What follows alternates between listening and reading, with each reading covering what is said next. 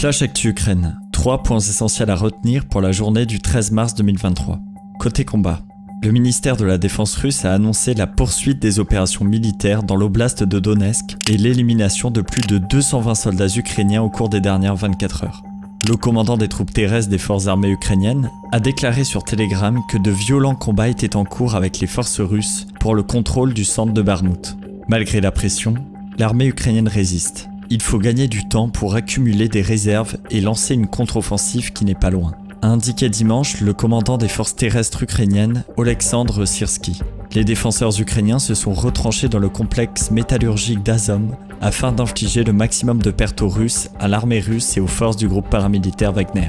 D'après l'Institut pour l'étude de la guerre, l'ISW, le président russe Vladimir Poutine et le ministère de la Défense russe pourraient utiliser Prigojine comme bouc émissaire pour la coûteuse offensive sur Bakhmout, une fois qu'elle aura atteint son point culminant.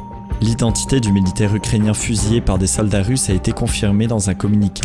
Les enquêteurs du SBU ont établi que le soldat ukrainien qui a été abattu était un tireur d'élite moldave du 163e bataillon de la 119e brigade de défense territoriale de la région de Tchernihiv, Alexander Igorovitch Matsivsky. Dans son allocution quotidienne, le président Zelensky lui a rendu hommage. « Aujourd'hui, j'ai décerné le titre de héros de l'Ukraine à Alexander Matsivsky, un soldat, à une personne qui sera bientôt connue de tous les Ukrainiens, à une personne dont on se souviendra pour toujours. » Côté soutien militaire, le commissaire européen à l'industrie, Thierry Breton, a indiqué que l'Union européenne va faire en sorte d'augmenter sa production de munitions à destination de l'Ukraine, fabriquées par 15 industriels dans 11 pays. Il a ajouté « Il faut aller très vite, la guerre en Ukraine voulue par Vladimir Poutine, tragique, se traduit maintenant par une guerre de tranchées, et c'est évidemment à qui envoie le plus de munitions d'un côté ou de l'autre. » Irritation des partenaires européens en apprenant la destruction par la Suisse des batteries anti-aériennes qui auraient pu être utilisées à l'Ukraine.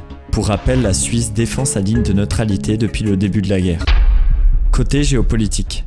Rencontre à Téhéran des présidents iraniens Ebrahim Raïssi et biélorusse Alexandre Loukachenko, qui ont affirmé leur volonté de renforcer les liens entre les deux pays.